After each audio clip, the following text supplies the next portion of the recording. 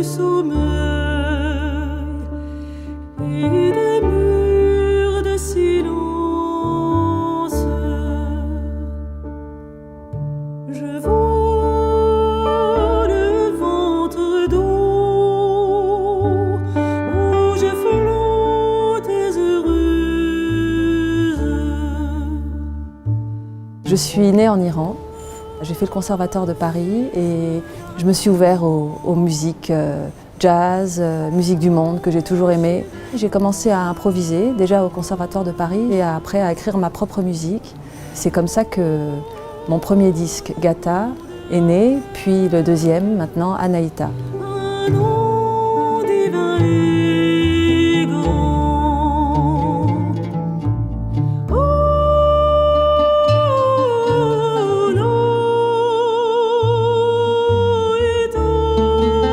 Leila Anvar, qui est mon amie depuis longtemps et qui est comme moi, franco-iranienne, me parle un jour de Anaïta et du mythe de cette très ancienne divinité qui était aussi une guérisseuse, qui existait déjà il y a 4000 ans.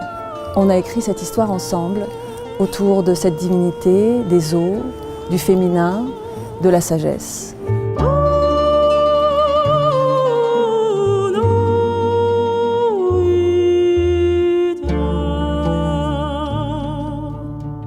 Pour vous résumer l'histoire, c'est une jeune femme aujourd'hui en Iran qui s'appelle Anaïta et qui est dans un des villages qui a été malheureusement privé d'eau. Les gens quittent ce village et Anaïta reste seule face à cet arbre qui meurt et elle part désespérée à travers le monde et elle voit que les terres sont desséchées et tout à coup elle s'effondre et elle prie.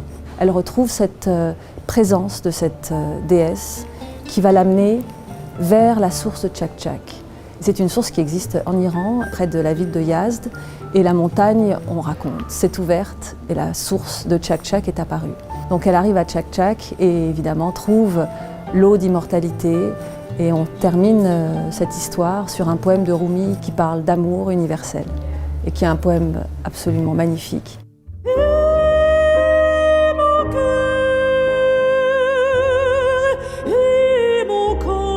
C'est ce qui était important pour moi de raconter, c'est qu'on a parfois perdu le lien avec nos ancêtres, avec une certaine spiritualité. Et moi-même, j'ai retrouvé le lien avec mes ancêtres et avec une spiritualité très forte qui s'est perdue. Et c'est ce qui m'a rendue le plus heureuse.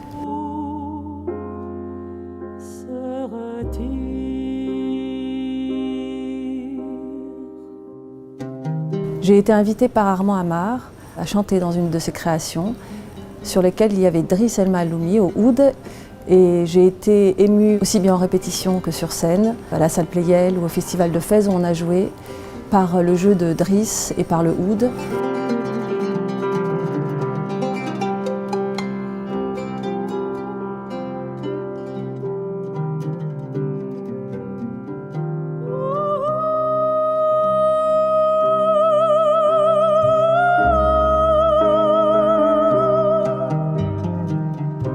J'ai composé sur les textes de Leila Anvar, qui a écrit en français et en persan.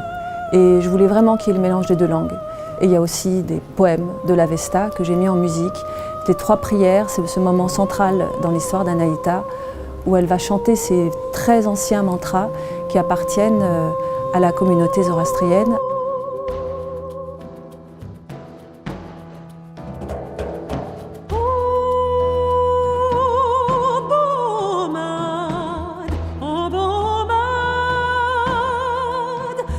Je garde ma technique lyrique quand je chante ces morceaux.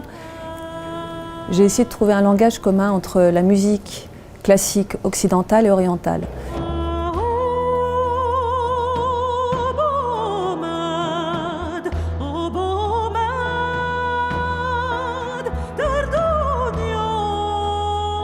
C'est en écoutant le disque terminé que j'ai compris à quel point l'eau était importante pour moi. J'ai compris aussi pourquoi est-ce que l'eau était si sacrée à une époque. Et donc j'avais envie de mettre au centre d'une histoire notre rapport à l'eau et notre rapport au sacré.